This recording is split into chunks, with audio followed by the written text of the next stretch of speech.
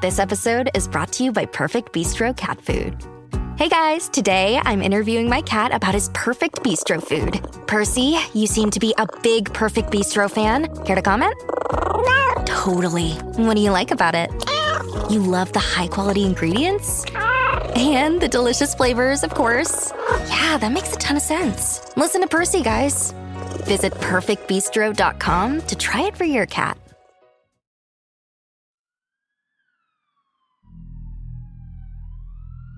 Bienvenue au podcast sur la piste du crime. On n'est pas des avocats, ni des experts en crime. On est juste un couple qui aime se raconter des histoires. Dans notre podcast, il va y avoir des sujets difficiles à entendre.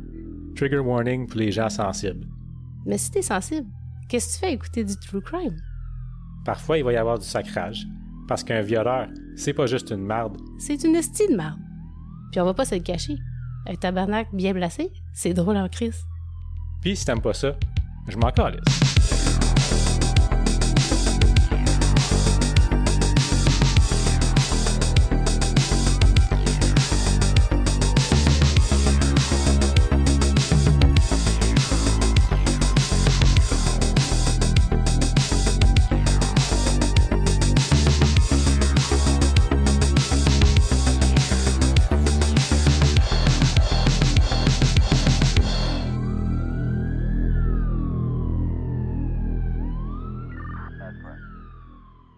Mireille, pourquoi que ça fait si longtemps que ça qu'on n'a pas fait un épisode, là?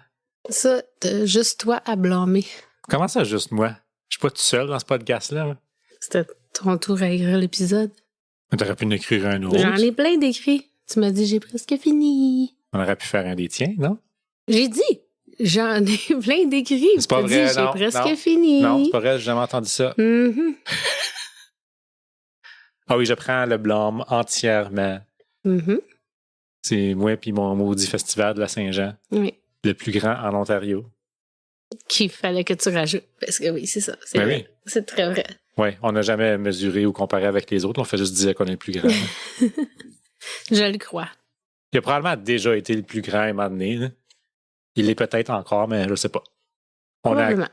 On a accueilli Louis-José Wood, Mhm. Mélissa Ouimet, Roxane Bruno. C'était superbe. Et les Bilinguish Boys. Oui. C'est le fun. C'était très le fun. Mais là, c'est fini. Combien de personnes?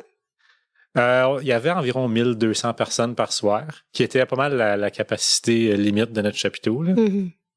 C'est bien. Ça va, Surtout pour Cap. ouais. Ben, tu sais quoi? Quand Louis-José était sur scène, un des commentaires qu'il a fait, il a essayé de calculer comme c'est quoi le pourcentage de la ville qui est comme ici, en dessous du chapiteau, en train de m'écouter. Là, Ah oui, c'est vrai. tu sais, parce que on y a dit, là, c'est une ville d'environ 8000 personnes. Puis là, Je pense que t'es généreux, là. Non, c'est à peu près ça. Au dernier recensement, je pense, 8000, 8005, quelque chose de même. OK. Puis, tu sais, il y a 1200 personnes en dessous du chapiteau. Fait qu'on, on approche les comme 15% quasiment, là. Ouais, c'est sûr. C'est le fun. Bon, ben, assez de jasage de festival de la Saint-Jean parce que j'en ai plein mon casque de ça. Oui.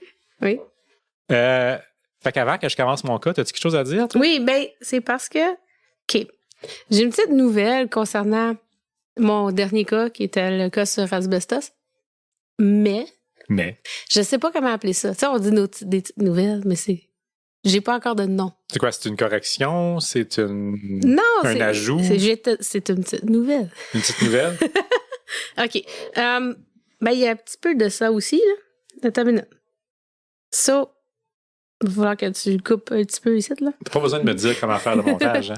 Oui, j'ai besoin parce que des fois, tu coupes pas quand je te dis de couper, j'ai leur cave. C'est le 39e épisode. Non, mais j'ai leur cave après. Parce que je te dis, tu couperas ça, tu le fais pas de leur cave. Arrête. OK. Donc, je parlais du cas d'asbestos avec mon père. Mm-hmm. OK. Puis oui, il nous écoute, en passant. Des fois, il nous écoute. Bonjour, André. Puis, il disait que lui, il avait un oncle qui s'appelait Hector Morancy. Puis que c'était le mari de sa tante Jeanne d'Arc. Puis lui, il est mort de... Ben lui, il habitait à Asbestos, puis il travaillait là. Mm-hmm. Puis il est mort, puis la maladie, c'était l'amiantose. Ah ouais? Ouais. Qui est aussi appelée asbestose. C'est une maladie pulmonaire chronique qui n'est pas cancéreuse, causée par l'inhalation prolongée des fibres d'amiante. les fibres se lâchent dans... Excuse. Les fibres se L'année scolaire logent... est terminée, ça paraît. Hein? Arrête. Les fibres se logent dans les poumons, provoquant une inflammation et une fibrose. Donc, dans mon cas, quand j'ai dit c'est fibrose pulmonaire, Ouais. la raison qui était décédée, mais avant ça, c'était probablement l'amiantose. Uh-huh. Ben, c'est sauf fibrose pulmonaire, c'est de ça que mon père est décédé. Oui. Puis, Oui. puis avant qu'il meure, il blâmait ses temps, le temps qu'il travaillait à la construction. Puis il disait sûrement on a travaillé dans l'asbestos, puis on ne l'a jamais su. Absolument. Mhm. Ben, probablement, il y a des grosses chances. C'était ça ma petite nouvelle. Mhm, intéressant. Mhm. Mais Ben, ouais, ben non, mais c'est triste, là, c'est super triste. ben, ça mais- peut être triste et intéressant en Ouais. même temps. Mhm. Mais ouais, t'as raison, on trouvera un petit nom cute, là. Ouais, pour nos nouvelles. C'est ça. Donc, moi, c'était tout. Yes, puis moi j'ai fait mon gros lâche, il n'y a pas de shout-out ou rien de même, là. Je suis prêt pour aller au gars tout de suite, là. Donc, allez. Oui, Mireille? Où est-ce que la piste nous mène ce soir? Ce soir, Mireille, je t'emmène au Mont Temple, dans le parc national de Banff, en Alberta. C'est en juillet 1955. Là où 16 jeunes garçons américains, dans le cadre d'une expédition plein air, ont décidé d'escalader la montagne. Expédition plein air avec l'école? Non. OK. OK, oui et non, tu vas voir. OK. Mes sources pour le cas de ce soir. Il y a un épisode de Through Their Eyes qui est disponible sur YouTube. Il y a des articles du journal The Philadelphia Inquirer et des articles du journal The Calgary Herald. Partie 1. Wilderness Travel Camp. À la fin de l'année scolaire, au début de l'été 1955, puis là je dérape tout de suite, qu'est-ce qui se passe en 1955? Tu sais-tu? Comme fictivement, là, excuse. Fictivement, en 1955? Qu'est-ce que tu veux dire, fictivement? Comme quelque chose qui n'est pas vrai qui est arrivé en 1955? Oui. Tu vas comprendre. C'est l'année où George McFly et Elaine... Oh my God! Right? Back to the future! Ben oui. Oh là là, OK. Ça se passe à la fin de l'année scolaire 1955. Ben, tabarouette, René.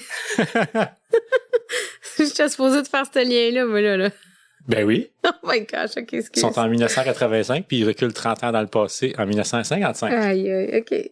T'as-tu déjà pensé, je te l'ai dit l'autre jour, je pensais, si Back to the Future se produisait aujourd'hui, Marty McFly retournerait dans le passé pour faire certain que ses parents se rencontrent en 1996. Arrête.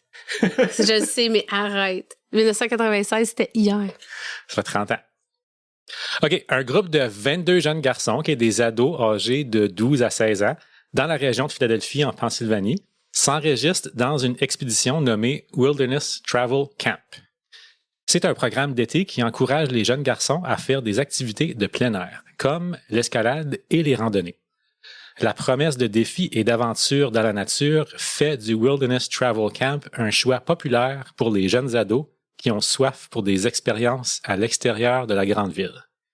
Mais là, attention là, le Wilderness Travel Camp, c'est pas pour n'importe qui.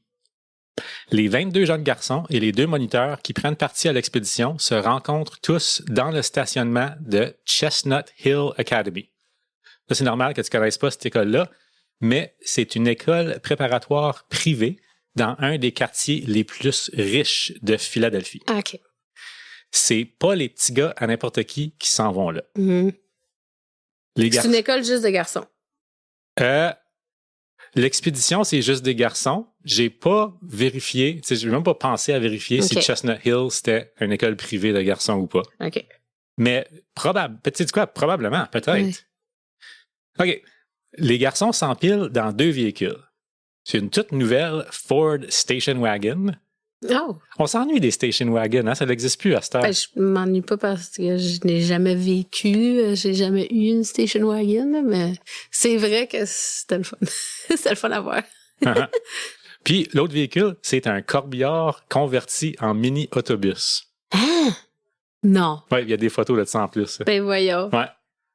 Puis tu t'empiles tous les jeunes là-dedans pour aller faire un voyage.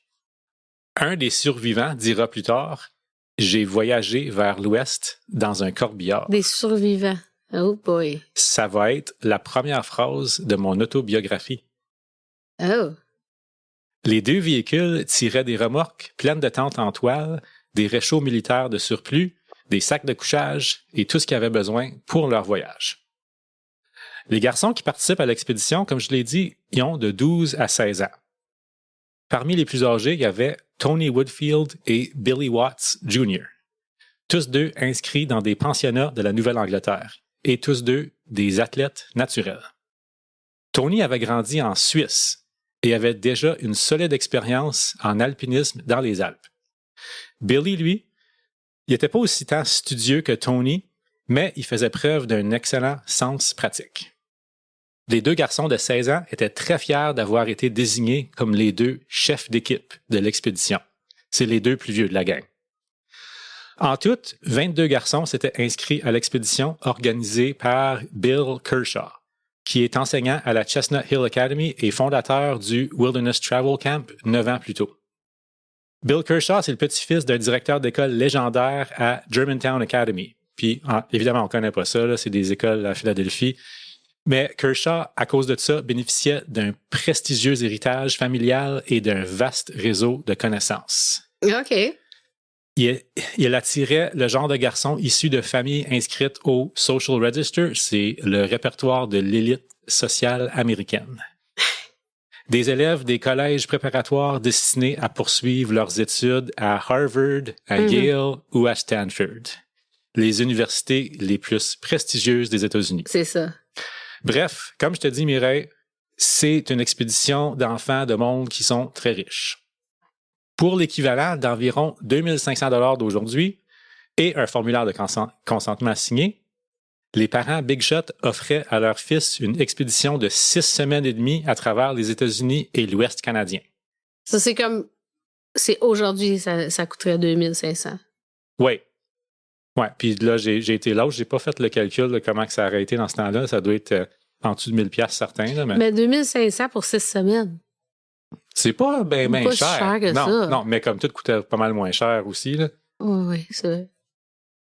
Au programme, la visite de parcs nationaux des 2 côtés de la frontière, du camping, du canot et de l'escalade.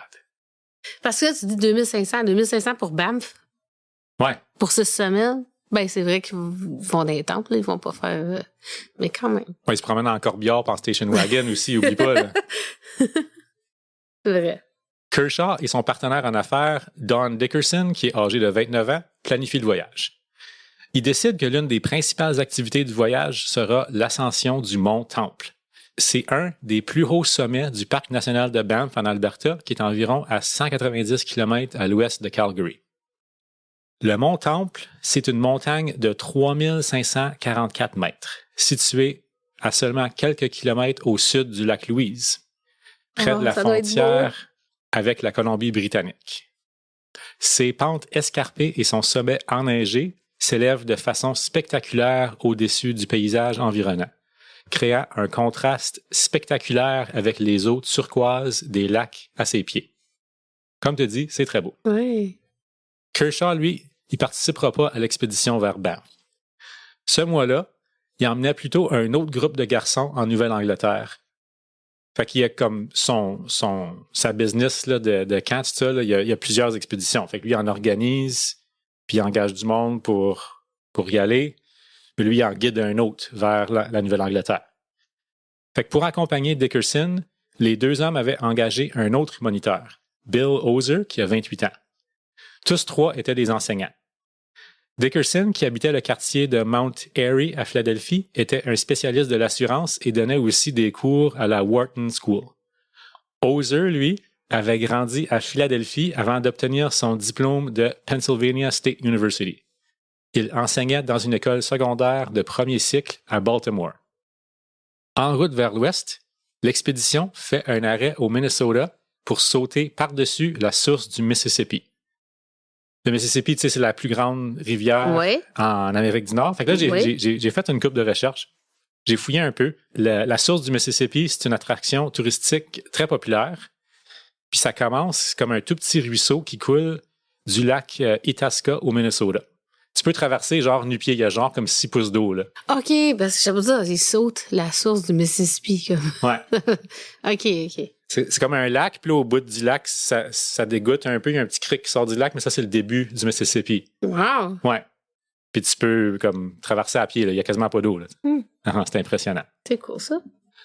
Plus loin, au Dakota du Nord, le corbillard est tombé en panne. Oh non! Le groupe a dû camper pendant 5 jours dans un parc municipal le temps que le véhicule soit réparé. 5 jours, aïe aïe. Une fois reparti, on visite Glacier National Park au Montana. Wow. Pendant que les garçons admiraient le paysage d'immenses glaciers, des porcs-épics ont complètement grugé les 4 pneus du corbillard. Ben voyons donc! Ils sont pas chanceux avec le corbillard. Aïe aïe! Ben, je pense que c'est un signe. Apparemment, c'est ça qui est écrit dans l'article, apparemment, les porcs-épics raffolaient du sel qui s'était accumulé sur les pneus. Oh wow! Des porcs épais! Oh my gosh! Dans une carte postale envoyée à ses parents, l'un des garçons racontait la beauté de Glacier et leur gigantesque bataille de boules de neige du 4 juillet. Ah. La carte est arrivée chez lui quelques jours après sa mort. Oh, arrête! Non! Oh! Tu vois, là, ça commence pas bien, là. Tu me fâches déjà. Je t'avertis. Je Mais je t'avertis toujours. Là, je hype mes cas un petit peu. Là. C'est pas fin. Partie 2. Faire manger un écureuil dans sa main. Ah, ça, on fait ça souvent.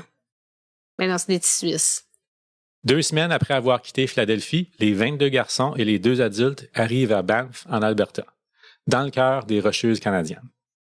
Le 7 juillet 1955, ils installent leur tente au bord du lac Tujac. Banff offrait aux garçons un équilibre entre le confort moderne et des paysages naturels époustouflants. Billy Watts écrit une lettre à sa petite sœur de 8 ans. Fier de son rôle, il écrit qu'il avait été nommé chef d'équipe et qu'il faisait aussi la cuisine pour le groupe, préparant les repas sur un réchaud. Le voyage est fantastique, il dit. On est rendu à Banff au Canada, les paysages sont magnifiques, mais il fait beaucoup plus froid ici. On a vu des chevreuils et des ours et j'ai même réussi à faire manger un écureuil dans ma main. Oh. Je t'aime, Billy. Le plan était de gravir le Mont Temple et ensuite de poursuivre l'aventure dans un autre parc national canadien avant de reprendre la route vers la Pennsylvanie au début du mois d'août. Dans le village de Banff, Dickerson s'est rendu au bureau d'information du parc pour se procurer des cartes des montagnes locales. Mais il n'a pas trouvé personne qui s'y connaissait vraiment au sujet du Mont Temple.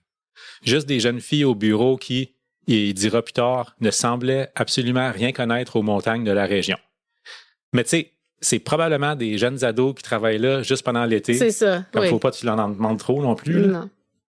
De leur côté, les employés du bureau l'ont trouvé impatient et très peu curieux. Quand même, on donne à Dickerson un formulaire pour enregistrer son intention d'escalader la montagne.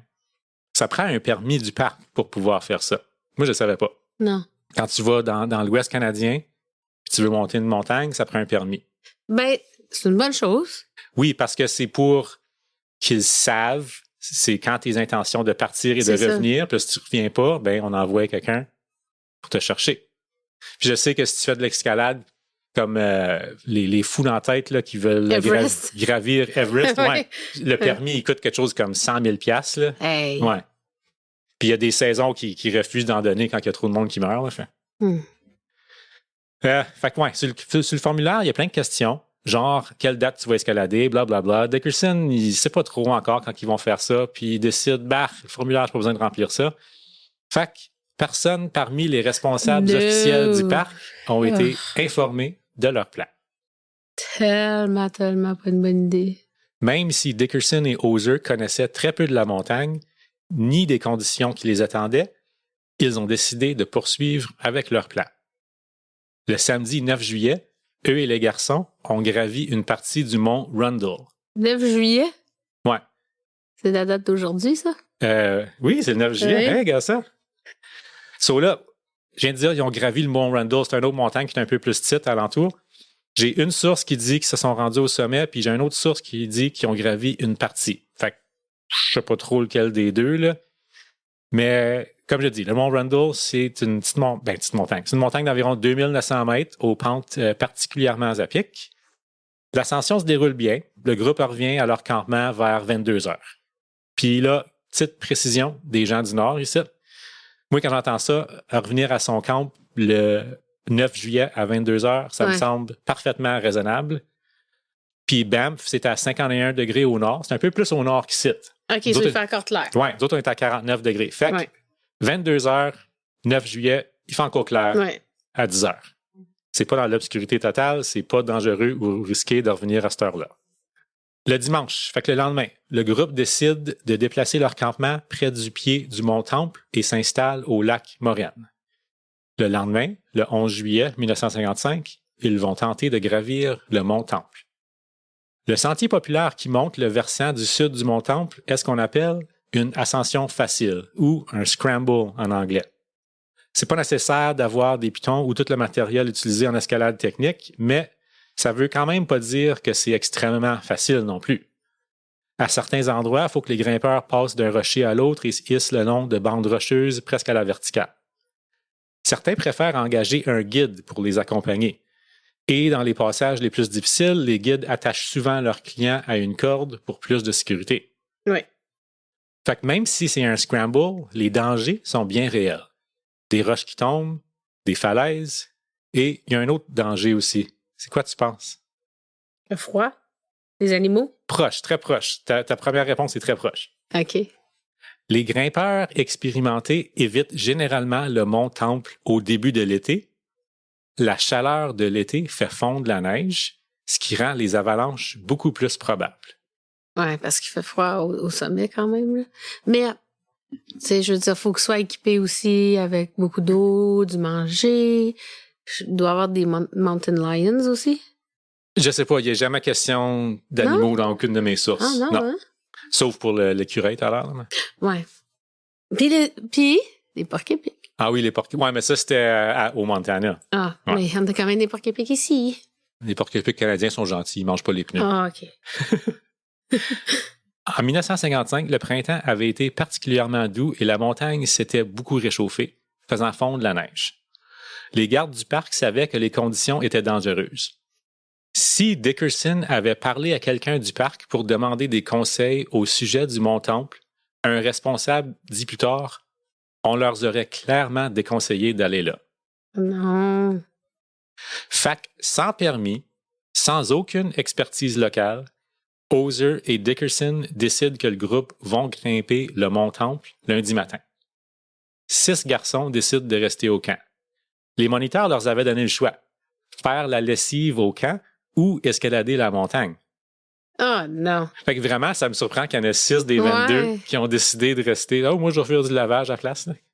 Ben, si ça te tente pas de monter une montagne, ça se peut que j'aurais laissé faire. Puis ils venaient juste, tu te rappelles, ils venaient juste de monter le Mont Rundle. Ça. Peut-être que ça leur tentait pas, mais qu'ils n'ont pas aimé ça. Ça leur tentait peut-être pas d'aller faire la plus grosse. Puis à cause de ça, un des moniteurs, Dickerson, lui aussi est resté derrière. Apparemment, c'était un grand fumeur de cigares, puis il était trop essoufflé pour une deuxième ascension, surtout après avoir déjà grimpé le Mont Rundle juste une couple de jours avant. Fait que là, ça laissait Hauser en charge de l'escalade, lui qui avait beaucoup moins d'expérience que Dickerson. Oh non, OK. Puis l'expérience à battre à Dickerson, c'était pas du job, beaucoup d'expérience non plus. Mais ni Hauser, ni Dickerson savaient que les avalanches étaient un danger réel sur la montagne. Leur groupe, qui était le premier à tenter l'ascension cette année-là, s'attaquait à la montagne au tout début de l'été. Ce détail-là est important, je le répète, parce que les gardes du parc conseillaient toujours aux randonneurs d'attendre plus tard dans la saison, quand la plupart de la neige serait fondue. Le mont Temple est au-dessus de 600 mètres plus élevé que le mont Rundle, qui viennent juste d'escalader. Right? Le mont Temple, c'est une montagne de 3544 mètres. Puis, contrairement au mont Rundle, le sommet de Temple est recouvert de neige. J'essaie de rendre ça très clair. Là. Il y a beaucoup de dangers à grimper le mont Temple. Mais les garçons et même les moniteurs voyaient sûrement le mont Temple comme le point culminant de leur voyage.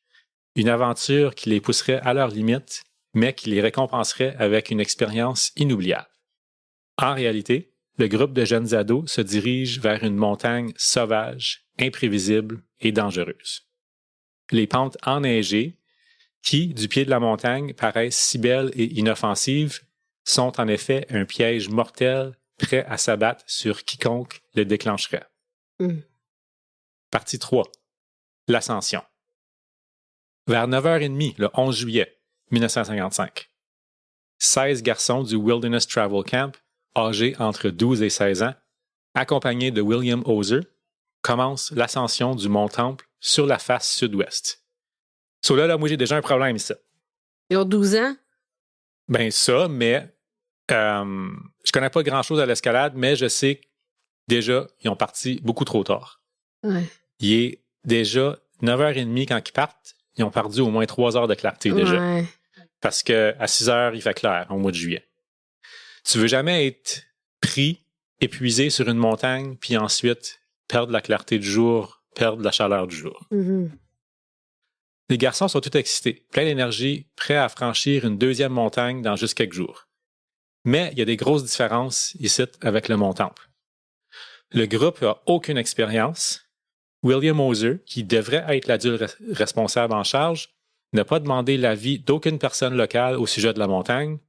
Les autorités du Parc national de Banff sont pas au courant de leur expédition vers le sommet.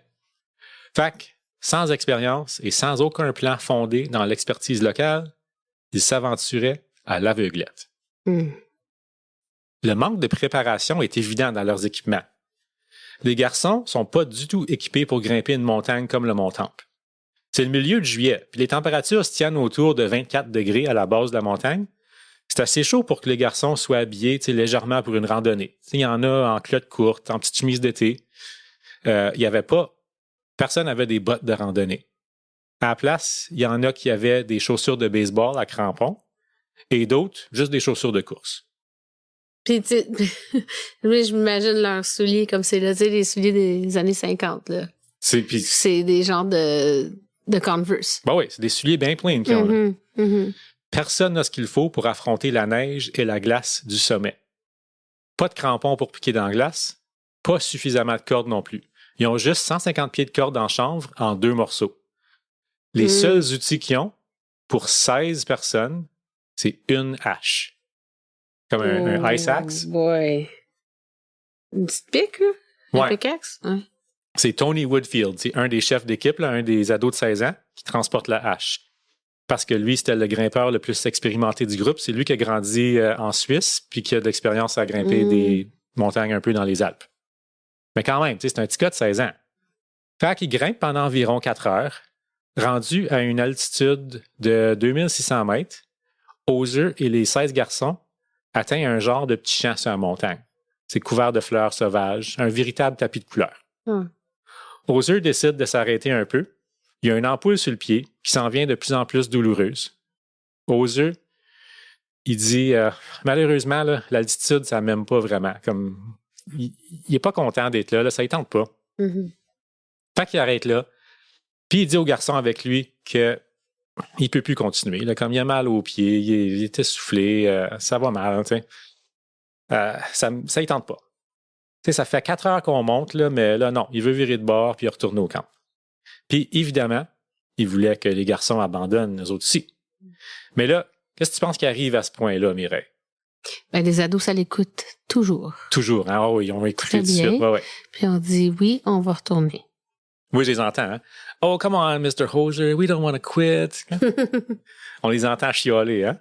Tu sais, il fait un agréable 24 degrés quand même, puis le sommet, il est juste là devant eux à seulement 900 mètres. Ça semble tellement si proche. Là, attache ta sucre, Mireille. Non, j'aime pas ça. C'est épouvantable. Oh, arrête!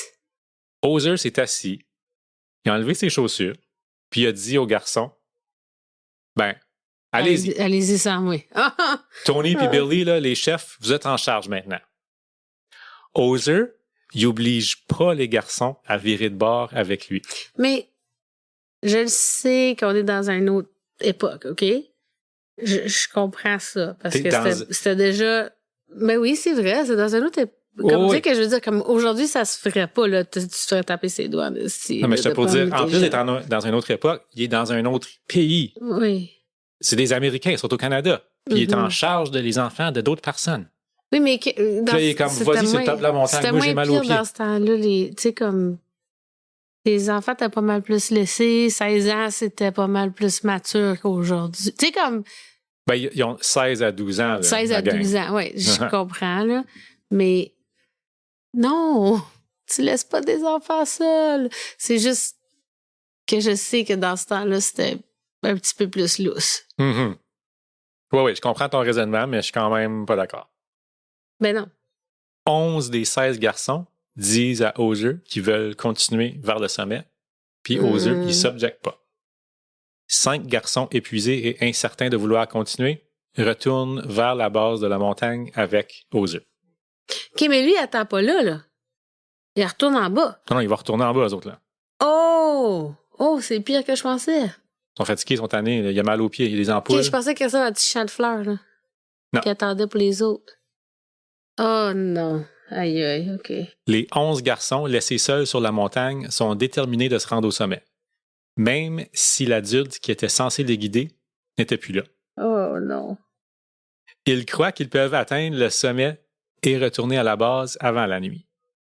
De tous les garçons, il y a juste Tony Woodfield, âgé de 16 ans, qui a de l'expérience en escalade. Comme j'ai dit tout à l'heure, Tony avait, dans le passé, fait quelques escalades dans les Alpes en Suisse. Et même s'il est loin d'être un expert, il était la chose la plus proche d'un leader que le groupe avait. Hey. Avec son expérience très limitée, Tony prend charge et mène le groupe encore plus haut vers le sommet. Mireille, je suis tellement impoli. Hein? Ça fait depuis tout à l'heure que je te parle d'une gang de petits gars puis je t'ai jamais présenté. Mm. Je te présente le groupe d'amis. Mais peut-être que je veux pas, parce que si tu me parles des enfants, là, ça va me faire encore plus de peine après. Oui, mais faut en parler. Je sais. Le plus jeune du groupe, c'est Miles Marble, Oh! qui a 12 ans. C'est un fils unique, C'est cute, son petit nom. puis c'est une véritable fusée sur le terrain de basketball à Germantown Friends School. Friends? Ouais. Ben cute. Puis, dans un des articles, j'ai trouvé son expression préférée, c'est « Oh, rot ». Rot. J'ai jamais entendu ça, ouais. Comme « Oh, pourri », tu sais. Ouais. Il y avait aussi les jumeaux Ballas, Ricky et Townsend. Mais Townsend, on l'appelle plutôt Townie. Townie. Ricky et Townie. Ouais, Ricky et Townie.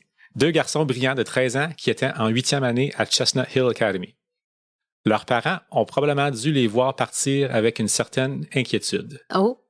Avant la naissance des jumeaux, leur premier enfant est mort à l'âge de 5 ans après avoir été frappé par une voiture devant leur maison de Chestnut Hill Non. pendant qu'ils roulaient en trottinette dans la rue. Oh. Il y avait aussi Frederick Ballard, lui aussi surnommé Ricky. Là, moi, j'ai pensé beaucoup trop longtemps à ça. Là. Son nom, c'est Frederick, mais on l'appelle Ricky. Ouais. Mais comme si tu regardes Frederick, il y a à peu près comme 5 autres noms. Ouais, Fred, Freddy, Rick. Ouais, il y a Fred, Red, Eric, Derek. Il y a plein d'autres noms avant Ricky là-dedans. Là. En tout cas. C'est un autre élève de 8e année à Chestnut Hill Academy. Son arrière-grand-père avait fondé le cabinet d'avocats Ballard Spahr à Philadelphie, où son grand-père et son père étaient avocats. Sa mère, Ernesta Ballard, était une figure engagée dans la vie publique et une féministe, bien des années avant que le terme devienne populaire. Hey, 55 ans? Mm-hmm. Wow. Il y a Luther Buzzy Seaton, 13 ans. Pourquoi Buzzy? Ouais, je sais pas d'où est-ce que tu pognes Buzzy Luther. dans le nom Luther. Là.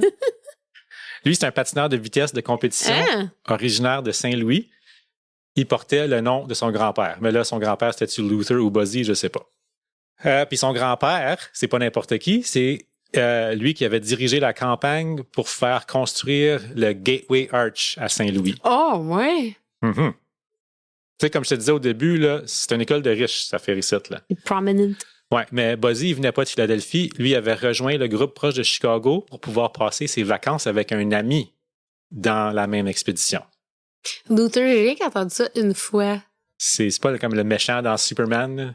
Lex Luthor, c'est ça. Lex Luthor. Non, mais c'est encore pire. Je pense que moi, j'aurais passé au show de Noël avec Tim Allen puis Jamie Lee Curtis. Ah, ça me dit pas rien.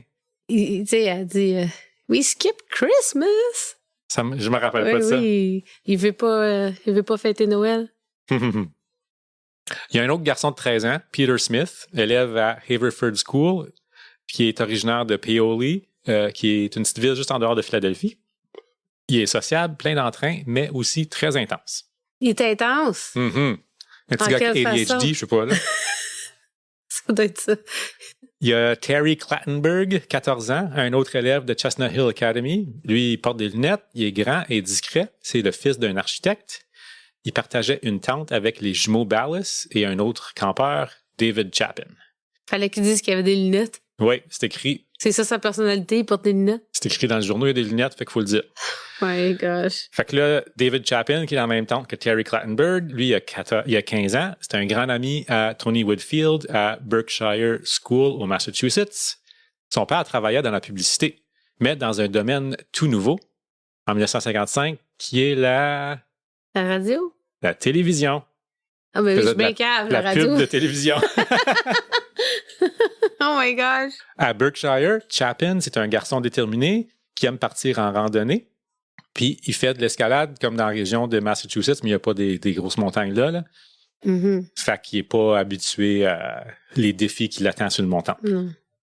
Il y a Willie Wise, le fils d'un obstétricien, c'est dur à dire. Willie Wise. Ouais, Willie Wise. Lui avait 15 ans. Willie, c'est un grand qui est un peu maladroit, en pleine poussée de croissance. En plus. C'était son deuxième été d'affilée avec Wilderness Travel. Cette fois-là, il espérait que les longues randonnées allaient l'endurcir pour être meilleur au football l'année prochaine.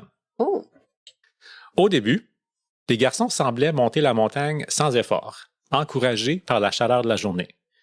Ce qu'ils ne réalisaient pas, c'est que la chaleur devenait justement une menace de plus en plus grande, parce que ça fait fondre la neige. Ah. Hauser et les garçons étaient partis beaucoup trop tard ce matin-là. Ils étaient partis du lac Moraine vers 9h30. Plusieurs heures après que la plupart des grimpeurs commencent leur ascension. Résultat, ils allaient être encore sur la montagne en plein après-midi, au moment où le soleil est le plus intense, rendant la neige instable et l'ascension encore plus dangereuse. Le groupe grimpe un autre 300 mètres. La montée s'en vient de plus en plus lente. Ils traversent l'étage nival, c'est le snowline, là où il y a de la neige en permanence au sommet de la montagne. Puis tu te rappelles comment que les petits gars sont habillés? Ouais. Ils sont rendus dans la neige. Là. Non, mais c'est ça que j'aime pas, là. Parce qu'ils sont pas équipés, ils ont pas de crampons, ils ont pas de pics, ils ont pas rien, là. À ce stage, ils traversaient des pentes enneigées et escarpées avec comme seul outil 2 bouts de corde, une hache et leur détermination. Hey. Chaque pas vers le haut est un défi. On essaie d'éviter de glisser C'est ça. Et de ne pas tomber. Oh my God. La neige, affaiblie et amollie par le soleil de juillet, était imprévisible. Je suis découragée. Malgré les conditions, les garçons avaient toujours espoir d'atteindre le sommet. Ils font confiance à Tony, qui les mène vers l'avant. On oublie la fatigue et l'incertitude de la situation. Chaque pas qu'ils prennent vers le sommet est un pas vers le danger et l'indifférence cruelle de la montagne. Partie 4. Un grondement profond et grave. Non! Ça, là. Aux alentours de 16 heures, le groupe avait dépassé l'étage nival, comme je l'ai dit tantôt. La neige était de plus en plus profonde et de plus en plus fondante. Certains garçons glissaient de temps en temps. Le froid commençait à leur engourdir les pieds à travers le cuir mince de leurs chaussures. En continuant leur montée, ils se sont rendus compte qu'une toute petite roche pouvait déclencher une grande coulée de neige. Au loin, ils voyaient des avalanches sur les sommets voisins et entendaient le bruit de la neige qui dévalait la pente. C'est un son sourd, continu, presque comme un bourdonnement. Tony Ballas, lui, était juste pas assez pesant pour bien enfoncer ses pieds dans la neige et créer des appuis solides. On voyait clairement qu'il avait peur. Tony et Billy, les deux chefs d'équipe, les deux garçons de 16 ans, ils décident, OK, c'est assez, on arrête. Le sommet, oublie ça, c'est le temps de virer de bord. OK, good. Bon, let's go. Mais là, ils sont en haut. Ils sont seuls, ils ont frette, ils voient de la neige dévaler un peu partout. Ils ont clairement toute peur. Ils prennent une petite pause pour se calmer les nerfs. Tu sais, là, ils sont à comme 3500 mètres d'altitude. C'est haut, là. Après environ 15 minutes de break, les garçons commencent à descendre. OK. Ils s'étaient tous attachés ensemble avec leurs cordes, espacés environ aux 5 pieds. Oh, C'est pas bien plus solide qu'une corde à linge, dira Tony plus tard. Oh my God. Tony Woodfield était le dernier au bout de la corde, tout en haut de la montagne. Fait que là, je dis dernier, mais je parle en termes de Il était le premier, vraiment. comme dans quelle direction qu'il s'en va, right? Il était le plus haut. Il est le plus haut, mais il est Ouais. le dernier parce qu'ils s'en vont vers en bas. C'est ça. OK. Avec les autres garçons étirés en ligne sous lui. Billy Watts, lui, fait que l'autre plus vieux, l'autre de 16 ans, l'autre chef d'équipe, mène la marche vers le bas. Fait qu'on a les deux plus vieux de chaque bout de la ligne. Ouais. Ils sont tous attachés. Mais là, tu sais, je veux dire, t'es attaché, là. L'un qui tombe, il tombe tout. Les deux chefs d'équipe de 16 ans Oh, accumulaient les erreurs les unes après les autres. Les experts en alpinisme disent que c'est dangereux d'attacher trop de grimpeurs sur une seule Ben, corde tu sais. ou de les placer trop proches les uns des autres. En plus, ils se sont attachés à la ceinture avec des nœuds coulants. C'est pas idéal pour faire le tour de la Terre parce que ça devient de plus en plus serré Ben, c'est ça. quand on tire les bouts. Exactement ça. En s'attachant comme ça, les garçons sont ignorants du danger qu'ils viennent de créer. Si quelqu'un tombe, la corde se serrerait autour du prochain garçon et si suffisamment de force était appliquée, ça pourrait avoir un effet domino. Oui. Les garçons se dirigent lentement et précautionneusement vers le bas. La pente enneigée est difficile à naviguer. Ils plantent chaque pas avec prudence, sachant qu'un seul faux pas les ferait tous tomber.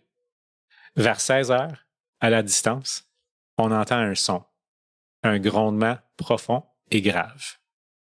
Au début, on l'entendait à peine, mais avec chaque seconde, le grondement devient de plus en plus fort. Aïe, aïe. Tous figent en place, regardent partout autour d'eux, mais on voit pas rien. Là, tout d'un coup, Tony se met à crier « Avalanche! Accrochez-vous! » Les garçons regardent vers le haut de la montagne et là, pour une fraction de seconde avant l'impact, on le voit. Un mur massif de neige dévalait la pente, fonçant directement sur eux. La panique s'empare du groupe. Non. Tony, qui tenait la seule hache du groupe dans ses mains, il agit rapidement. Comme je dis, il crie « Accrochez-vous », puis il plante son hache dans la glace avec toutes ses forces. La corde qui rattache les jeunes garçons se resserre de plus en plus dès que l'avalanche les frappe. Non. La force de la neige lance plusieurs garçons au sol, les emportant avec la neige. Les nœuds coulants, alentour des ceintures des garçons, font exactement ce qu'ils sont conçus à faire quand on tire dessus, et ils serrent de plus en plus autour des tailles des garçons. Tony ressent la corde se serrer de plus en plus sur sa taille. Tu te rappelles, Tony, Et c'est top, il est le là. dernier en haut. Ouais. La force de l'avalanche qui tire sur ses amis font la corde mordre dans sa peau. Ça serre douloureusement Ben oui. sur sa ceinture.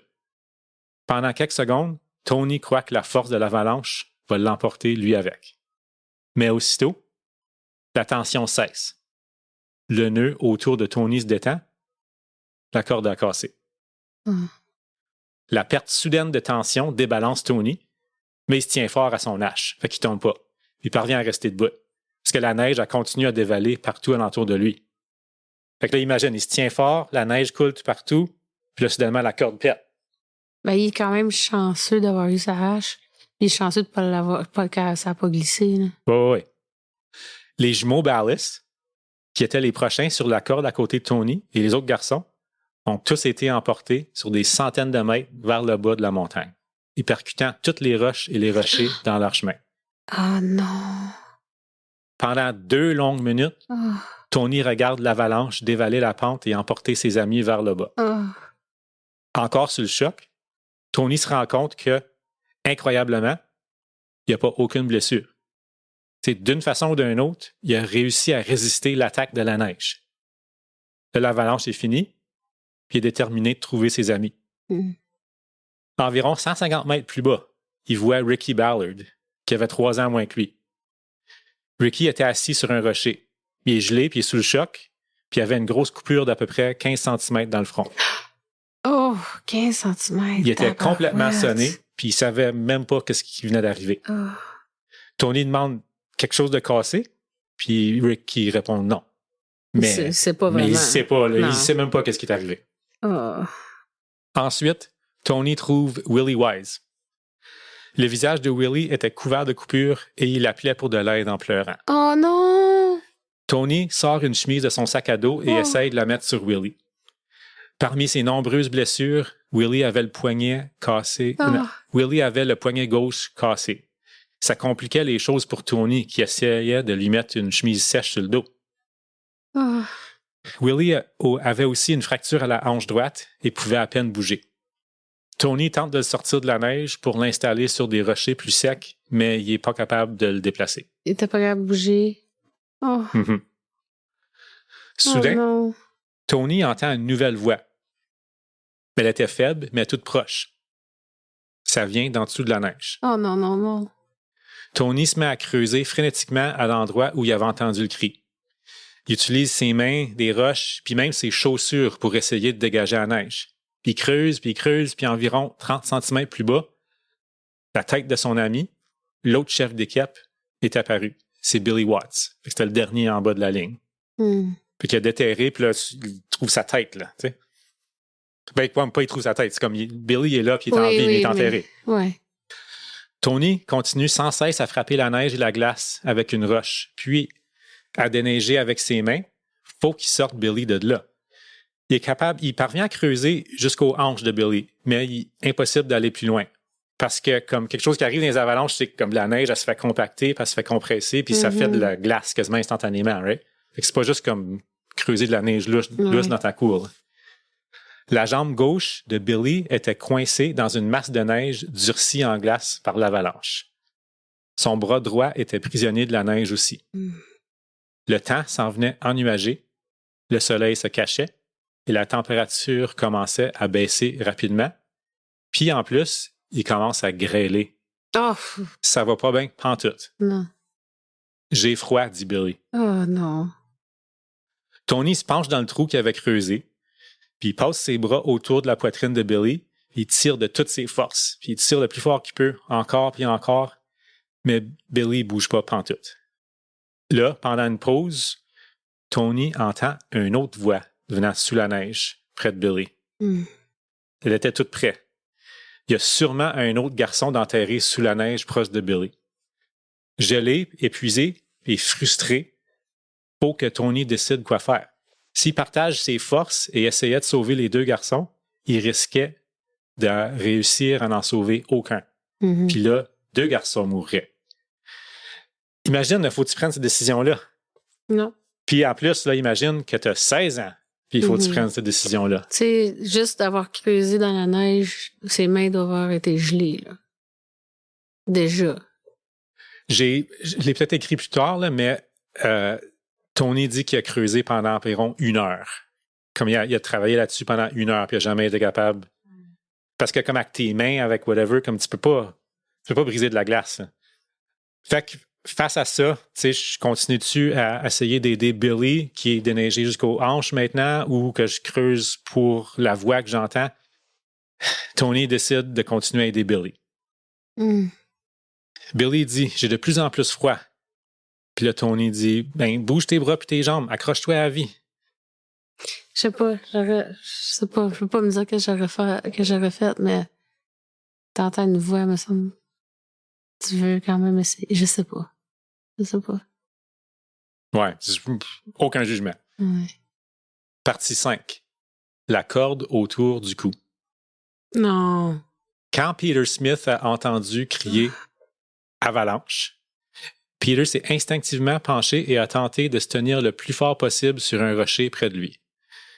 Peter il était juste en haut de Billy, qui lui était le premier à descendre, fait qu'en bas de la corde. Fait que Peter, il est le deuxième en bas. Non, excuse, il est proche d'en bas, mais il n'est pas le deuxième. Et l'avant-dernier? Il est en quelque part dans le dernier. OK, fait que s'agripper sur la roche, ça sert à rien parce que l'avalanche, c'est bien trop fort. Ça allait emporter Peter. En tombant, le nœud de la corde là, qu'il avait fait autour de la ceinture, c'est, d'une façon ou d'une autre, rendu alentour de son cou. Ben voyons! Puis il l'avait quasiment étranglé. Ah. Mais Peter l'a miraculeusement enlevé juste avant qu'il soit trop tard. Comme il a d'une façon ou d'une autre, il a fourni d'enlever la corde, puis là, il s'est pas fait entraîner avec toutes les autres. Lui, il a senti je sais bien, mais je veux dire... Il a senti la corde monter, puis il a été capable de l'enlever. Là, mais tu sais, la corde a monté, mais là, il fallait qu'elle passe par-dessus ses bras, pareil, là. Oh, ben, comme, écoute, en panique, là, c'est fou. Il a réussi à se sauver de là. Ouais. Puis il a été assez vite pour l'enlever d'autour de son cou. Oui. C'est fou. Wow. OK. Fait que là, libéré, il essaie de se lever debout, mais il se fait immédiatement jeter au sol par une deuxième fois par l'avalanche. Parce que comme quand il a fait, tu sais, ça a tombé pendant 2 minutes. Là. Ouais. Fait qu'il s'est sorti de là, il était comme, je me suis sorti, puis là, bang, il s'est refait jeter à terre tout après. Puis il s'est fait projeter environ un autre 30 mètres plus bas par la neige. Hey. Quand il parvient à se lever pour la deuxième fois, l'avalanche est terminée. Le jeune garçon de 13 ans, il se lève puis il voit autour de lui les corps de ses amis. Non! 13 ans! C'est lui-même blessé puis en sang. Oh. Il se recueille vite puis il se dirige vers chacun de ses amis au sol pour voir, tu sais, comme ils sont encore vivants, qu'est-ce qui se passe. Peter réalise qu'il n'y a rien à faire. Ils sont trop blessés, je peux pas rien faire pour eux. Puis probablement aussi, là, comme Peter, il est terrifié, bien raide, il est sa panique, il est sur le choc, il est blessé. Il a vu quelques corps morts à terre, certains. Fait qu'il décide de partir à la course. Il décide de foncer vers le bas de la montagne pour aller chercher de l'aide. Lui, il n'a pas resté là. Ça lui a fait peur, puis comme instinctivement, il a fait le bon choix aussi. Ouais. Là. En descendant en bas de la montagne, Peter croise Ozer. Ah! Qui, lui, il remontait. Parce qu'apparemment, il avait entendu des cris quand les autres ils descendaient. Fait que là, il a dit shit, il y a quelque chose qui se passe, il a remonté. Le moniteur, tu sais, Ozer, fait que c'est lui qui avait une ampoule au pied puis qui avait abandonné les garçons-là. Comme je dis, il avait entendu un cri venant plus haut sur la montagne puis il avait commencé à grimper. Peter lui explique qu'est-ce qui était arrivé. Fait qu'Ozer, il dit continue de descendre, va chercher des secours, puis moi, je vais monter en haut. Quand Ozer est arrivé sur le lieu de l'avalanche, il voit Buzzy Seaton et Terry Clattenburg toujours attachés l'un à l'autre par la corde. Cedar avait la jambe gauche tordue et pleurait en appelant à l'aide. Il était couvert de bleu et saignait du front. Sa jambe était cassée. Oh. Clattenburg était gravement blessé aussi. Son crâne était fracturé à 3 endroits. Son visage était couvert de coupures et de sang. Et le pied droit de Clattenburg était profondément atteint par des engelures. Tu sais, il y a du frostbite en plus. Ben oui. Ozer coupe la corde qui reliait les deux garçons. Clattenburg est resté assis sans bouger, sa veste tirée par-dessus sa tête. Ozer, il coupe aussi la corde qui attachait les deux jumeaux. Tu sais, les deux jumeaux Ballas, Ricky et Tony. L'un des garçons, étendu face contre la neige, était déjà mort. Oh non. Ensuite, Ozer entend un cri d'appel à l'aide venant de plus haut sur la montagne. C'était Tony qui essayait toujours de déterrer Billy. Ozer grimpe jusqu'à Tony et s'est joint à lui pour creuser. Mais c'est inutile. Les deux n'arrivent pas à libérer Billy Watts de sa prison de glace. Puis, plus tard, on va découvrir que Billy avait le cou cassé. Fait qu'il il a le cou cassé, il est immobilisé par la neige et la glace. Billy Watts est mort là où l'avalanche l'avait emprisonné. Non! Ah oui? Il est mort de... De quoi? Il est mort de... L'hypothermie? Ben, de ses blessures. Ah oui, hein? Ils n'ont pas été capables de sortir en temps. Il avait le cou cassé aussi, là. Oh my gosh. À ce moment-là, Tony était épuisé, gelé jusqu'aux os et presque incapable de parler clairement. Puis dans une source aussi, ça dit que, tu sais, parce que Tony, il a été capable de rester debout, puis il n'a pas été comme emporté dans la neige, puis tout ça, fait que lui, ses vêtements étaient secs, fait qu'il y a une source que ça dit qu'il a enlevé ses vêtements, puis il a donné son linge sec aux autres qui avaient fret. Fait que lui, apparemment, qu'il était juste comme en soulier et en bobette, là. Ouf. Puis ils ont essayé de déterrer l'autre qui criait, là? Non, à ce point-ci, il commençait à s'en venir tard. Puis là, tu sais, au jeu, il voit que Tony est épuisé, il est gelé, puis comme il parle même plus comme il faut, right? Fait que là, il dit, Ozer lui ordonne de redescendre au camp pour qu'il se sauve la vie, pour pas que Tony meure en haut là non plus. Puis Ozer, il a suivi en arrière pas longtemps après. À eux deux, Tony Whitfield et Bill Ozer avaient retrouvé 9 des 11 garçons emportés par l'avalanche. Mais où donc étaient Dave Chapin et Miles Marble? Le tout petit. À mesure que la nuit tombait, le mont Temple s'en venait de plus en plus venteux et froid. Pour les garçons encore en vie et coincés en haut de la montagne, tout dépendait maintenant sur une seule chose. Combien de temps les secours mettraient à arriver? Peter Smith, fait que c'est là qu'il est parti à la course, en bas de la montagne, il est le premier à se rendre en bas. Le deuxième moniteur du groupe, le Dickerson, le fumeur là, qui n'a pas fait partie de l'escalade du tout, il venait tout juste de revenir au camp. Il était parti en ville pour faire de l'épicerie. C'est là qu'il voit le jeune survivant, Peter Smith, arriver. Peter lui raconte ce qui s'était passé en haut. Dickerson n'hésite pas une seconde puis il part à la rescousse des garçons. En montant, il croise Tony, qui descendait. Tony dit à Dickerson que 3 ou 4 garçons sont déjà morts. Puis il explique qu'il n'avait pas trouvé Dave Chapin et Miles Marble. Il dit à Dickerson qu'il avait passé plusieurs heures à essayer de libérer Bill Watts de la neige, mais sa jambe était cassée et était coincée dans la neige.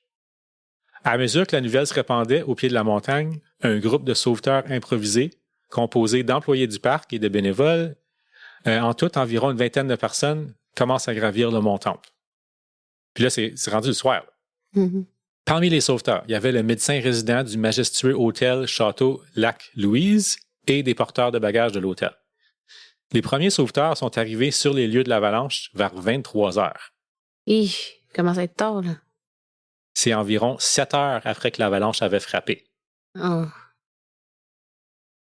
À l'arrivée des sauveteurs, le docteur Jeffrey Sutton, qui est le médecin de l'hôtel, trouve le seul des 2 jumeaux Ballas encore vivants. Parce que tout à l'heure, je t'ai dit, il y en a un qui avait déjà la face dans la neige quand Hauser est arrivé. Oui. Ça, c'est eux autres, leurs parents, ils avaient déjà perdu ce petit gars, là, de 5 ans. Oh.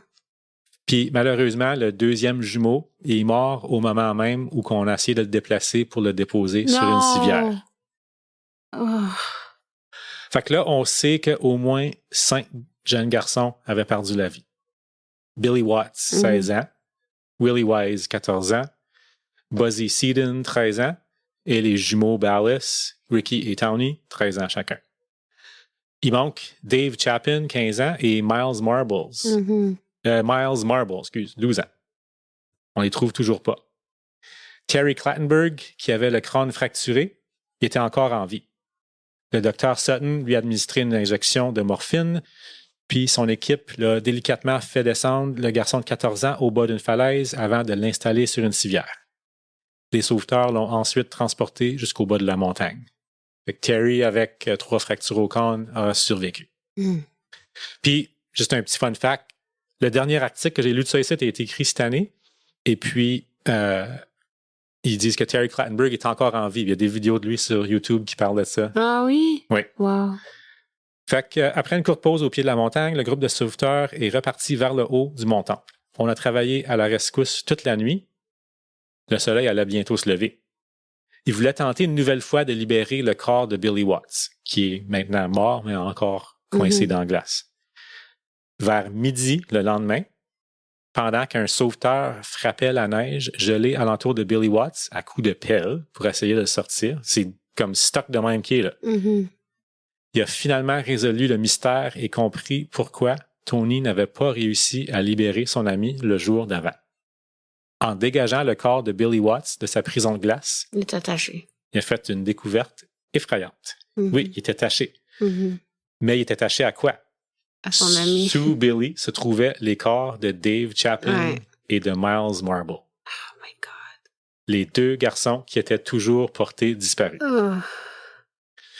Tous les 3 étaient encore attachés ensemble par la même corde. Miles avait des brûlures de cordes autour du cou. Fait que lui, il est arrivé la même chose que c'est Peter Smith tantôt, je pense, là. Mais il n'a pas été chanceux comme Peter s'est pas libéré de la corde. Ça l'expliquait aussi la deuxième voix que Tony avait entendue sous la neige. Fait que vraisemblablement, Miles Marble est mort étranglé assez rapidement après l'avalanche, mais Dave Chapin, c'est lui qui criait que Tony a entendu, mais n'a pas pu rien faire. Horrible ton cas. Horrible. Fait qu'après l'enquête du coroner, on déterminera que 2 des garçons sont morts sur le coup, dont un est Miles Marble avec étranglé. Les 5 autres sont morts, gelés ou de leurs blessures par la suite. Partie 6. Je ne veux pas le regarder. À Philadelphie et même partout en Alberta, la nouvelle de la tragédie s'est répandue rapidement. La catastrophe faisait la une des journaux d'un bout à l'autre du pays. Eleanor Wise, la mère du jeune Willie Wise, refuse de regarder le corps brisé et blessé de son jeune fils lorsqu'il est retourné chez lui. Oh. Elle dit « Je veux me souvenir de lui qui part de Chestnut Hill Academy, qui se retourne vers moi et qui me fait des babayes avec ses mains. » T'es pas comme... Non. Puis pour son époux Arthur, une chose est claire. Bill Kershaw ne devrait plus jamais organiser un voyage. Non. Il dit « J'ai envoyé mon fils dans une expédition pour qu'il ait du plaisir et ils l'ont tué. » Kershaw... Lui était enfant unique, hein? Willie Wise était le fils d'un obstétricien, c'est le grand, un peu maladroit. C'est son 2e été d'affilée. Avec Wilderness Travel, c'est lui qui veut se renforcer là, pour être meilleur au football. Ah oui, au football. OK, oui, c'est vrai. Il avait 13 ans? Non. 15, je pense. 15 ouais. ans, OK. Kershaw, fait un des organisateurs, là, c'est lui qui n'avait pas été. Puis il a été avec un autre groupe en Nouvelle-Angleterre. Oui. OK, fait Kershaw, qui est au New Hampshire, en expédition avec un autre groupe de garçons, parle à la presse, parce que là, il a entendu que son expédition, il y a eu une tragédie horrible là, à Banff. Puis il dit, tâche ta tuque, là. Oh non. C'est dans les mains de Dieu, pas les nôtres. Il n'a pas dit ça. Et il n'a pas juste dit ça. Et je compte continuer le voyage que je dirige actuellement. Je ne laisserai pas cet événement gâcher un agréable séjour d'été pour notre groupe ici. Sans cœur? Fucking horrible, hein? Pas de notre faute, c'est la volonté de Dieu qui sont morts. Oui. Je ne resterai pas ça ruiner mon fun. C'est exactement ça qu'il a dit. Ouais. Mais un break. Dickerson et Ozer, OK? Les deux autres. Ouais. Dickerson et Ozer, les 2 moniteurs adultes, ont dû rester à Banff jusqu'à la tenue d'une enquête officielle par le coroner. Oui. L'enquête qui commence 4 jours après les décès. Les 2 enseignants ont été interrogés sévèrement par des représentants du coroner de la province de l'Alberta. On les a questionnés sur leurs compétences en escalade, sur le fait qu'ils n'avaient pas demandé de conseil avant l'ascension, ainsi que leur décision de ne même pas enregistrer leurs expéditions. Pourriez-vous nous dire en quoi consistait l'équipement, monsieur? A demandé l'interrogateur de la couronne.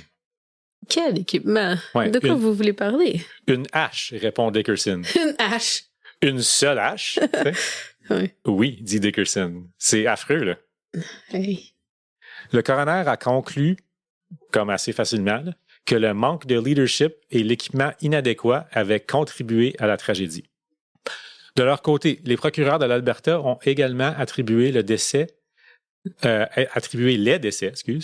une mauvaise planification et une préparation insuffisante, un mauvais jugement et un manque d'expérience. Fait que là, Mireille, qu'est-ce qui arrive à Dickerson et Ozer? J'aimerais ça qu'il arrive de quoi, mais je pense qu'il va rien arriver. Enfin, je te connais. T'as-tu qui était attaché? T'as mis une photo d'une petite affaire de sucre sur Facebook. Une sucre, quoi, une bouteille de vin. Ouais. Il va rien arriver juste pour que ça me fasse chier. Qu'est-ce qui devrait arriver? Qu'est-ce qui devrait arriver, c'est qu'ils devraient comme à Ozer, au moins. perdre leur job. Dickerson, comme il est resté en bas. Ouais, lui, ça n'a pas rapport, là. Il avait décidé de pas y aller. Mais quand même, je sais pas. Moi, je pense que Ozer est comme responsable par négligence criminelle de la mort des jeunes. Oui, il devrait au minimum faire sa job, là. Ouais. Au minimum. Aucune accusation criminelle sont portées contre Dickerson ni Ozer. La famille de Willie Wise a poursuivi Kershaw, l'organisateur principal de l'expédition, en justice. C'est-tu l'assaut, ça, là, de tantôt, là? Kershaw, oui, c'est l'assaut de tantôt, là. Puis c'est lui qui avait... Ouais, c'est lui qui est responsable des expéditions. Comme techniquement, c'est sa business, là. Ouais. Puis la famille des jumeaux Barless aussi l'ont poursuivi. Mais les lois canadiennes applicables à l'époque, surtout dans ce genre d'affaires, étaient très défavorables à ce genre de poursuite. Mais, Puis- OK, vas-y, j'ai une question après. OK. Puis j'imagine que ça doit être pas mal plus compliqué pour un Américain de poursuivre quelqu'un pour quelque chose qui est arrivé à l'extérieur de leur pays. Mais, OK, c'est ça ma question. Oui, c'est arrivé au Canada, OK? Mais c'est tous des Américains. Ils devraient quand même pas être poursuivis aux États? Je sais pas s'ils peuvent être poursuivis civilement aux États, probablement parce que comme le waive, pas le Ben, consentement qu'ils signent pour l'expédition, C'est ça. c'est un contrat américain. Oui. Fait qu'il y a une poursuite civile qui se fait là, puis c'est ça qu'ils font, je pense. OK. Mais apparemment qu'ils ont essayé au Canada aussi, puis ça a été difficile, puis Mais tout. il Fait n'y a pas comme- vraiment rien au Canada qu'ils peuvent faire, dans le fond. Oui, Sur- c'est arrivé là, mais il y a- je veux dire, Ouais. tu sais ce que je veux dire. Mhm. Oui, c'est arrivé au Canada, mais il n'y a personne qui était dirigeant de la business au Canada. Ouais. Puis comme ce bout-là, il est flou aussi dans les Ouais, journaux, là, ok. c'est dur à. Ben, c'est vieux aussi, je veux Uh-huh. dire. Ben, c'est vieux, c'est un assez vieux cas pareil. Là. Mais ouais, tout ça pour dire. Fait que la famille de Willie Wise poursuit Kershaw, la famille des jumeaux Ballas aussi. Puis les dossiers se sont finalement réglés pour 7 000 $ par décès. That's it. Vraiment, La vie de ton jeune vaut 7 000 $. ça paye rien, ça. Ben, peut-être oui, dans ce temps-là, pour les funérailles et tout ça, mais vraiment. Vraiment. Kershaw, lui, ça le dérange pas trop. Tu sais, c'est lui qui disait qu'il laisserait pas la tragédie gâcher son voyage Ah avec ouais. son groupe. Là. Mhm. Il continue de diriger son camp d'été pendant 20 ans encore. 20 ans, il y a encore du monde qui y allait. 20 ans, ouais. Puis, Oh. moi, quand j'ai lu ça la première fois, là, je me suis tout de suite dit comme, yark, gross, pourquoi qu'il continue? Oui, Right? oui, Puis, de l'argent. OK, toi, t'as été à Argent. Moi, j'ai été à... Oh, toi, t'as été plus loin, là. Moi, j'ai été à... Ça doit être un écœurant. Ouais, c'est ça. Ouais. Je sais que tu vas là, oui. Avec le temps et sans surprise à moi, on a découvert Oh. que Kershaw était un homme profondément troublé et écœurant. Tu sais, le fait de vouloir organiser des voyages dans le bois avec des petits gars, là, même après une tragédie comme ça, là, c'est un gros red flag. Mhm. Puis tu sais où je m'en vais avec ça. Mhm. En 1977, Bill Kershaw est reconnu coupable d'avoir agressé sexuellement 2 garçons de 11 ans qui avaient participé à un voyage de camping l'année d'avant avec lui. Ah. Là, je suis sûre qu'elle a fait un effet boule de neige. Ben, excuse-moi, boule de neige, je devrais même pas dire ça pour ton cas, là. C'est boule, tu sais que je veux dire. Mais Mhm. il y en a d'autres après qui ont sorti, j'imagine. Là. J'ai pas comme cherché beaucoup plus loin parce que j'avais déjà 7000 mots puis ça n'a Ok. pas beaucoup rapport à l'histoire. Là. Non, mais tu sais, Mais ouais, fait qu'en 77, il a été trouvé coupable wow. d'être un esti d'écœurant. Bill Kershaw est décédé à l'âge de 91 ans en 2015. Très triste. Pas triste du tout. Ben non, je sais bien. Dickerson, le moniteur qui était resté au pied de la montagne, Ouais. a continué sa carrière et a eu beaucoup de succès dans le domaine de l'assurance. Sa femme a appris le rôle qu'il avait joué dans la tragédie rien qu'après sa mort. Il n'en avait jamais parlé à sa femme? Quand elle a découvert What? des vieux articles de journaux cachés dans une boîte au sous-sol. Non! Dickerson est mort d'emphysème en 1974 à l'âge de 48 ans. Emphysème, celui qui fumait en plus, hein? C'est pour ça qu'il voulait pas gravir le montant Ben parce qu'on non. disait qu'il était un grand fumeur de cigares puis il était essoufflé Wow. de son escalade une couple de jours avant. Oh, Avec le recul, sa femme croyait que c'est une tragédie qui a causé la mort prématurée de mon mari. Il se sentait coupable. Ben, c'est sûr, s'il en a pas parlé, c'est à cause. Ça, il faisait vraiment de quoi, lui. Puis lui, il n'a pas monté en plus. Tu sais, comme tu dois te dire, j'aurais dû monter, j'aurais su te virer de bord, blablabla, comme tout le stuff qui doit te passer dans la tête. Ozer, le vrai coupable dans cette histoire-là, d'après moi, ben, à part Kershaw, qui était un esti d'écœurant, là, a quitté l'enseignement et est devenu comptable. Lui aussi, il parlait très rarement à sa famille de ce qui s'était passé sur le montant. Il est mort aussi en 2015 à l'âge de 88 ans.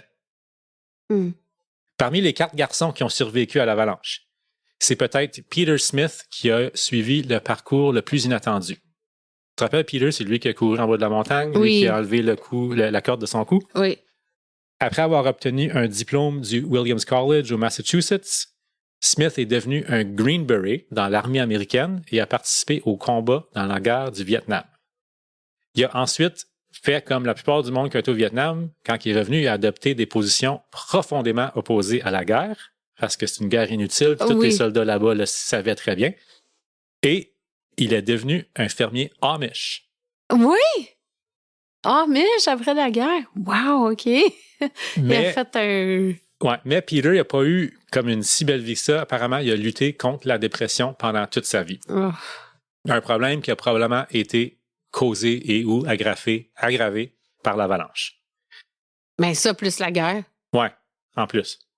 C'était une tragédie qui a dû porter toute sa vie, un poids énorme pour lui, a dit son frère Mark. Peter s'est enlevé la vie en 2013. Il avait 71 ans. S'est enlevé la vie? Mm-hmm. À 71 ans. Comme c'est triste, là. Les 3 autres survivants ont tous fini par obtenir un diplôme de l'université Harvard. Oh, wow.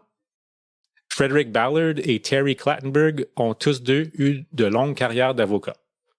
En 2011, Terry Clattenburg est retourné à Banff avec son fils. Ils ont gravi le mont Temple, se rendant jusqu'à l'endroit où, 56 ans avant, lui et les autres garçons avaient supplié aux œufs de les laisser continuer jusqu'au sommet. On s'est obstiné avec lui pour continuer, Clattenburg dit. Puis il nous a laissé faire. Ouais. Tony Woodfield, le dernier survivant, lui avec la hache. Il a essayé de tourner la page sur la tragédie, mais il n'a jamais été capable. Après avoir obtenu son diplôme de Harvard, il a poursuivi des études et décroché une maîtrise à l'université Cornell. Fait que c'est un petit gars assez brillant aussi. Là. Il a ensuite travaillé comme humanitaire au Venezuela, en Europe et au Vietnam, avant d'entreprendre une longue carrière comme économiste aux Nations unies, où il s'est notamment spécialisé dans les écarts économiques entre les pays riches et les pays pauvres. En l'an 2000, il a pris sa retraite en Suisse, l'endroit où il avait occupé son dernier poste comme fonctionnaire des Nations unies. Là-bas, malgré le traumatisme de l'avalanche vécu des années plus tôt, il est devenu un skieur passionné et un alpiniste assidu. Il dirigeait même le club d'escalade local. Oui. Pourtant, près de 60 ans après la tragédie, il cherchait encore à tourner définitivement la page. Il a découvert sur l'Internet que quelqu'un d'autre cherchait des informations sur la tragédie du Mont Temple. L'homme, qui utilisait un pseudonyme, disait être marié à la sœur de Billy Watts. OK. Billy qui était emprisonné dans la neige. Oui. C'est Billy que Tony avait tenté de sauver pendant plusieurs heures avant d'être obligé de l'abandonner. Tony s'est mis à la recherche de la famille Watts en utilisant Ancestry.com et d'autres ressources généalogiques. Cool. Il a découvert que Billy avait 2 sœurs, Laura et Wendy. Parce que tu te rappelles, Billy a écrit une lettre à sa sœur, puis il expliquait la petite de 8 ans.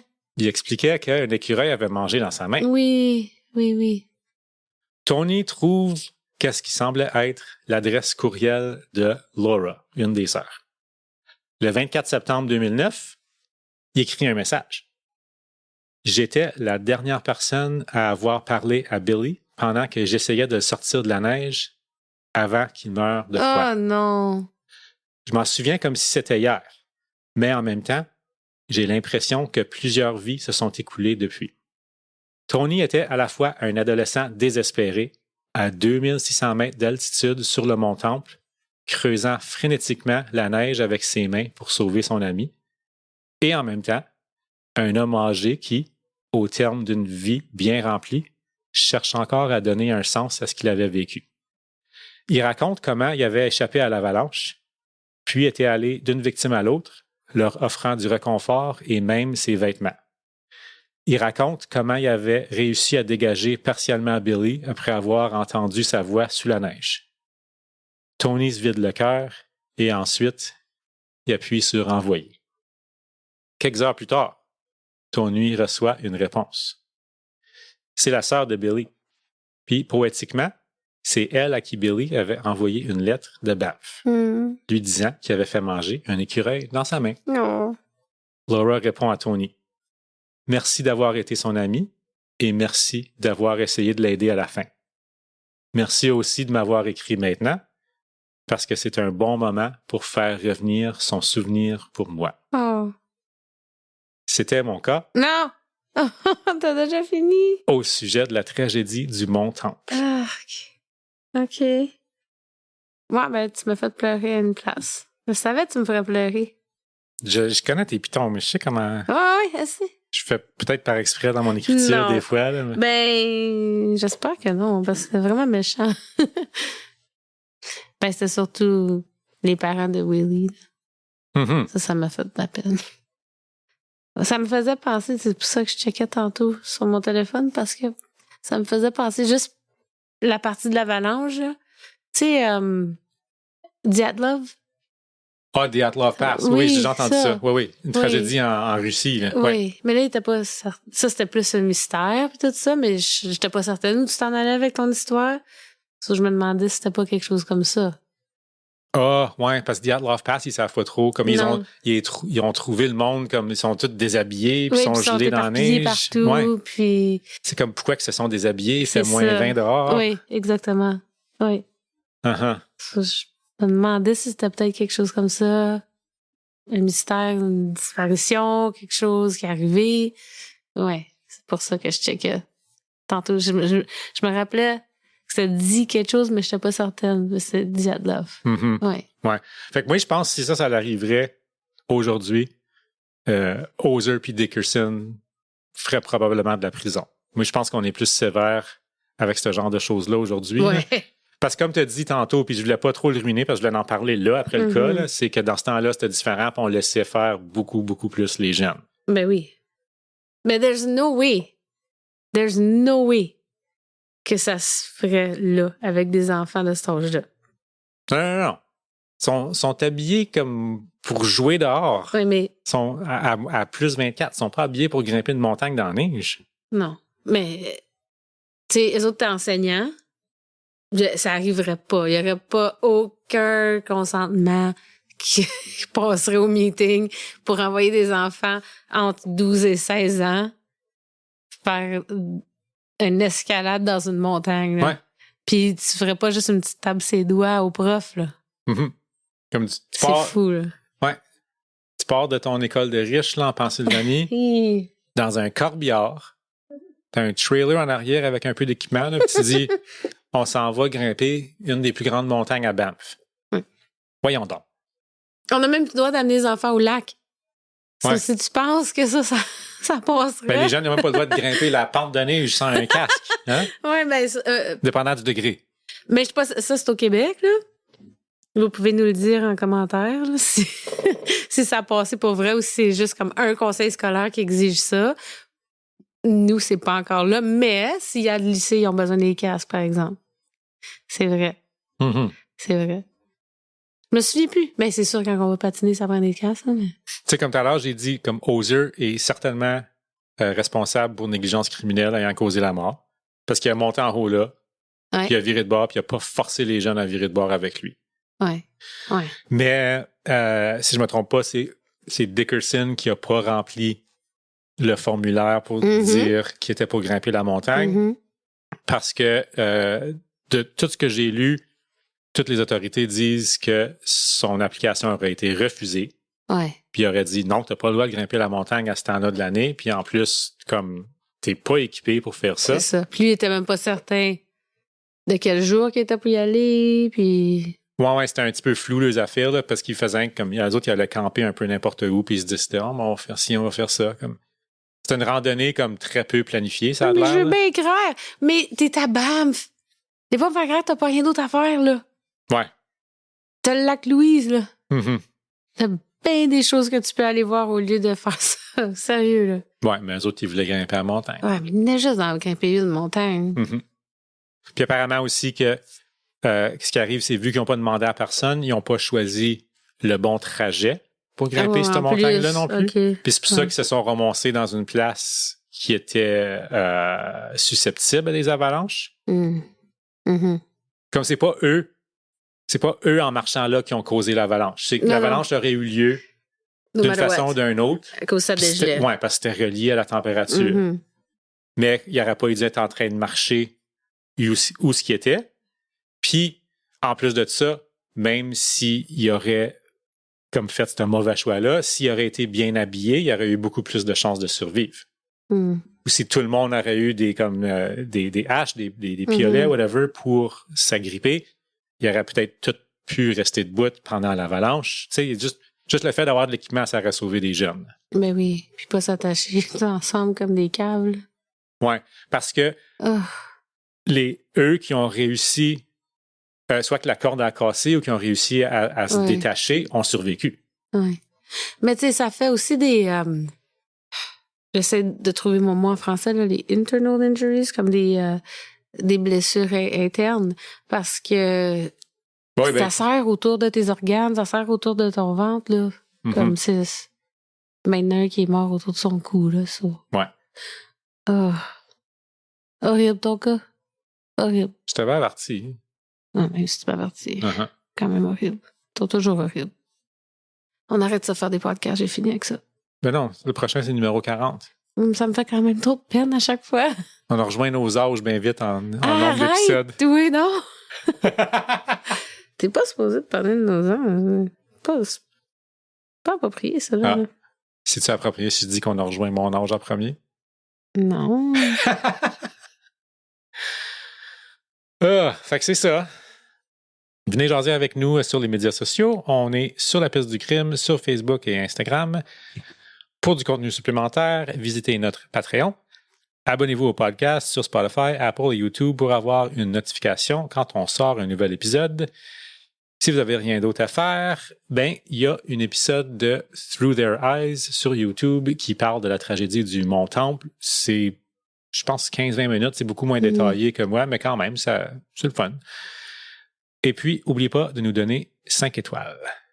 Et nous, on ne sait pas quand est-ce qu'on va savoir, quand est-ce qu'on va se reparler parce qu'on s'en va en vacances. Non, ça va en vacances dans les Laurentides. On va peut-être rencontrer une fan. Oui, ça se peut très bien. Ah. Si tu es à l'écoute, j'espère qu'on te voit. Yay! On va y manger de la poutine. C'est ça. OK, bye! Bye.